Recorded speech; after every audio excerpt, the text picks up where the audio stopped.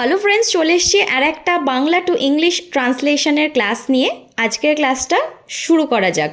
বৃষ্টির পরে এই গ্রামটি যেন আরও সুন্দর হয়ে ওঠে। After the rain this village becomes even more beautiful. পাহাড়ের চূড়া থেকে সূর্যাস্ত দেখতে কেমন লাগে? How does it feel to watch the sunset from a hill top? এই শহরের অলিগলি চেনা খুব সহজ কাজ নয়। Knowing the lanes and alleys of this city isn't an easy task. আচ্ছা, এখানে গলিকে তো তোমরা জানো লেন্স বলে, আর অলির ক্ষেত্রে অলির ইংলিশ হচ্ছে এখানে অ্যালিজ।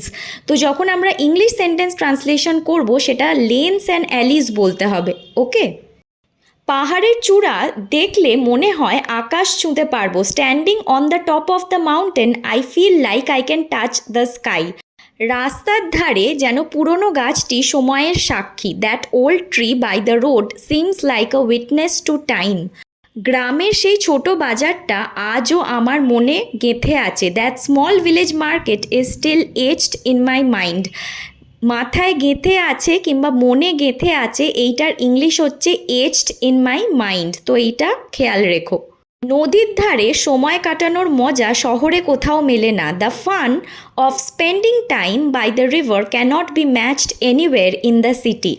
শহরের ছাদগুলো থেকে সূর্যাস্ত দেখতে মজাই আলাদা। The fun of watching sunsets from the rooftops of the city is different. স্টেশনের শেষ প্ল্যাটফর্মটি সবসময় ফাঁকা থাকে। The last platform of the station is always empty. আজকের এই ট্রান্সলেশনগুলো তোমরা প্রায় সময় ব্যবহার করে থাকো, মানে বাংলায় এই কথাগুলো আমরা প্রায় সময় বলে থাকি, তাই জন্য আজকের পর থেকে ইংলিশের ট্রান্সলেশনগুলো আস্তে আস্তে ব্যবহার করতে থাকো।